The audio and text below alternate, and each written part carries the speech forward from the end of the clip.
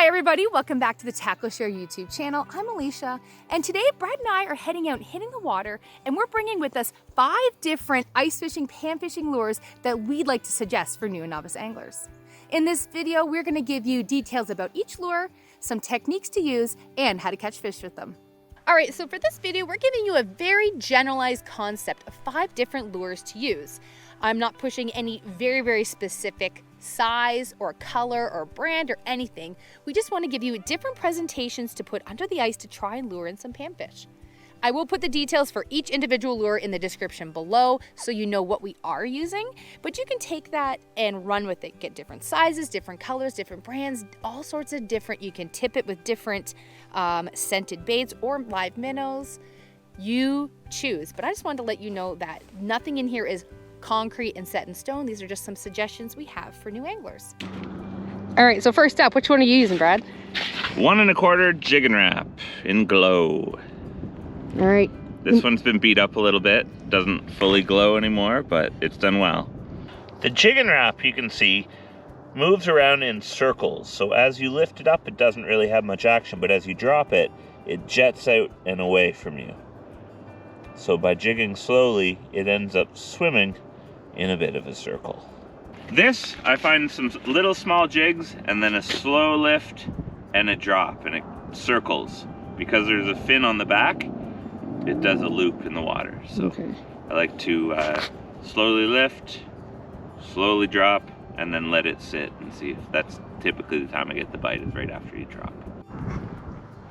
Just wanted to show you we made a catch with the Jigging Rap. Nice little bluegill. Got a little bluegill. Possibly just because the fish is so small, it's actually more worthwhile just to be tapping this little Jigging Rap rather than to be doing a big jig and a slow drop. So now, I've never really fished with spoons too much, but I'm actually pretty excited to finally start using a very typical ice fishing presentation to try and catch some perch. These guys have been pretty active. So here we've got that jigging spoon, and in addition to the action that we're going to get from it in the water, we've also tipped it with one of those wax worms, so it's going to get a visual as well as a scent attraction. So you'll see if I'm jigging just up and down very delicately and slowly, you're going to get a little itty bitty bit of movement from that treble hook and the wax worm kind of not being able to fall at the same weight as the spoon. So you get a little bit of movement there. You can utilize it that way. You could also give it a more aggressive jig, which is what this lure is really meant to be doing. When you look at the profile, it has a thinner top and a thicker bottom, and that's designed to help it flutter more in the water. But if you pull up and you let it flutter down, you can really get some aggressive flash out of that spoon, and it's going to attract some really aggressive, dominant fish. Beautiful little bluegill on this spoon here. A baby little perch.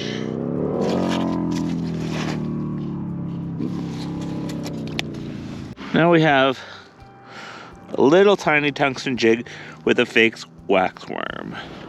This little tungsten with the wax worm doesn't have a lot of action side to side, but as you're jigging it up and down, you're creating that fluttering effect by having the wax worm on the back. Got one. Half decent. Cute little bluegill. There we go. They can't resist these wax worms.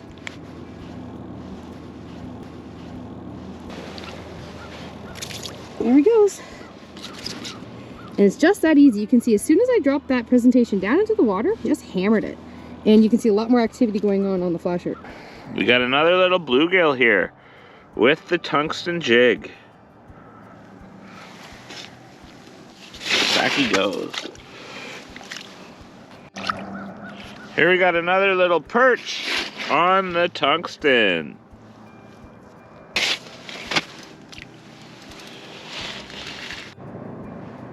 Oh, there's another one. Ooh, oh, that's not a perch.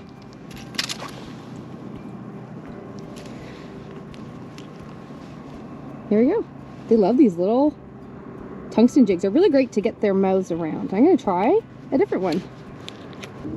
Alright, now I'm going to try out this Z Viper. I've always been very intrigued. Oh, you can't hear anything. Somebody's out here on a motorcycle, believe it or not. So the Z Vibe is not really going to need a lot of horizontal action. I find that if you're just jigging it very lightly, using even a pencil grip, it's giving it quite a bit of motion. I like the way the weight is distributed on it, that it really gives it some dips and dives as you're jigging it up and down. You don't need a lot of motion, just enough to make it seem like it's sporadic and it's a wounded fish in distress. Again, we've tipped it with a wax worm to give it a little bit of scent to draw on the fish in addition to this action. Thinking this actual lure might be a little too big for the fish that are kind of congregating below me right now, but when it gets a bit darker, hopefully I'll get some big fish. Oh, there's another one. I missed the first fish I got on this guy, but here's the next one. Kind of greedy. Cannibal eating his own species. Let's just pull this off of there. Back in you go. Here we've got what's called the Forage Jig. I've just got a little fake wax worm on the back of it. A little bit of action. It is much like a spoon in that it's got a curved shape. So when you lift it up and then you drop it, you can see it flutters and dances off to the side before it grabs and is hanging vertically again. So this is really good for attracting things at a distance just because of all that visual that we get out of the action. Let's see how it does. Big school just came through from 5 feet under the ice all the way to bottom. Another little perch. This time on the forage minnow. We'll send him back to swim another day. So Brad and I just finished up on a perch fishing location that we do admittedly realize that there's a lot of smaller perch here than like ideal. So we kind of found that the tungsten jig worked the best for both of us. Absolutely. Yeah, their mouths are a bit smaller. It's a more enticing presentation. Yeah. However, we did find success with all of these different types of lures. And you even said like you were fishing yesterday. I was targeting bigger crappie and I found it was kind of a waste of time to use the tiny tungsten because I was trying to target larger fish. We were catching small ones with the tungsten. So in that case, it was worthwhile stepping up to a bigger lure, such as the little silver spoon you're seeing in front of you there. Right, so if you're out fishing and you find that you are just completely hammering a whole bunch of really small fish, it might actually not be a bad idea to step up your lure size or try something different so that that bigger fish that's likely more aggressive will come in and swoop before the small fish. Definitely. Yeah, that's something that I'm learning slowly. But yeah, so we found success with everything. I think at this one location, this time of day, that the bite that we found right now, we found that the tungsten jig was the most bang for buck as far as hook sets go. But if you're looking for a bigger fish, you want to maybe increase your presentation size to get them to entice them to bite a bit more. Yeah, for sure. I think the biggest fish I caught was with the little forage jig, but that was right there. Yeah. But that also lost a whole bunch of fish. Lots of little bites from presumably smaller fish where you were pulling it right out of their mouth. Yeah, exactly. All right. Thank you so much for watching. If you like this video, be sure to give us a thumbs up, subscribe to the channel, and tap that notification bell to keep more fishing content coming your way. See you next time.